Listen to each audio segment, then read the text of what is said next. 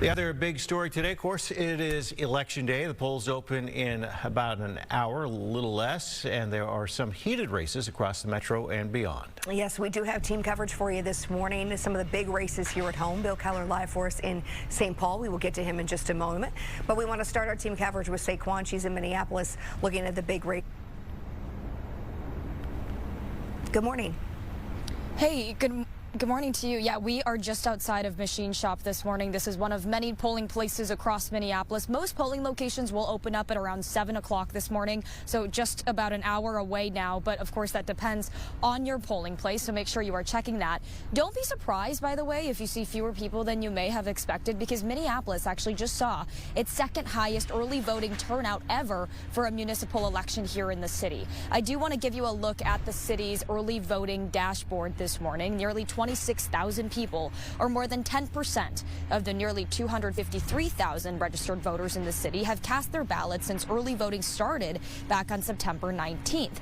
The only other time the city saw a higher early voting turnout for a municipal election was actually back in 2021, when exactly 26,082 people cast their ballots before Election Day.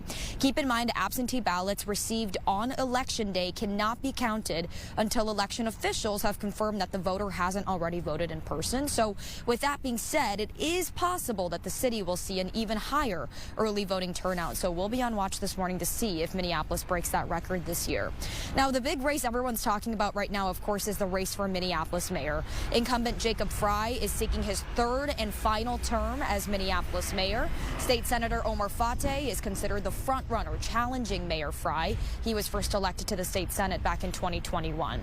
Dwayne Davis has worked as a congressional staffer in D.C. for 3 lawmakers and then moved to Minneapolis in 2013 to become a pastor. Jazz Hampton is from Richfield. He has never been in office before, but has worked as a defense attorney for several years and is a business owner. Remember that this year's election will be ranked choice voting. That means voters will get to rank their top 3 candidates in order of preference. We do have an article online right now on our website, fox9.com, to better understand what ranked choice voting is and how it all works. Guys, back to you. Sure. All right. For us there live in Minneapolis. Thank you.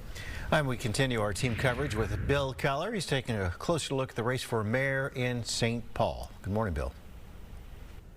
Good morning, guys. In fact, with this being a municipal election, you're going to probably want to check your sample ballot online to see if you even have anything to vote for today. I just checked mine at mnvotes.org, found out there is a single ballot measure that I'm being asked to decide. Meanwhile, you've got voters in places like here in St. Paul that have some other pretty big decisions to make, including who the next city's mayor will be. Incumbent Melvin Carter running for a 3rd term. He faces 4 challengers looking to unseat him. They include Cully Vang Her. She is one of the first 2 Hmong women elected to the Minnesota House. That was back in 2018. There is Mike Hilborn, a local business owner and lifelong St. Paul resident. Yan Chen came to America when she was just 19 years old and now works as a research scientist. And lastly, Adam Dullinger is an engineer born and raised in Minnesota. Now, when voters here in St. Paul head to the polls, there will also be 2 ballot questions in front of them.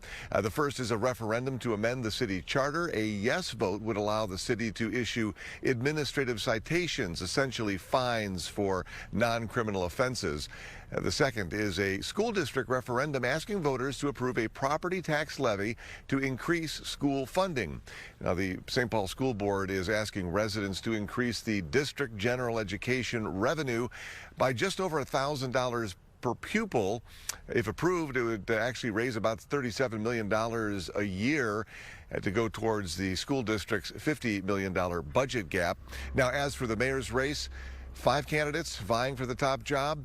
Voters will use ranked choice voting here as well to pick those candidates in order of preference. Back to you guys. All right. Bill, thank you. And of course, those are some big races in Minneapolis and St. Paul, but there are more than 200 races across the state today, from mayoral races to city council races, school referendums. We have complete information on our website, fox9.com. And of course, we will bring you the latest numbers as they come in tonight, right here on Fox 9.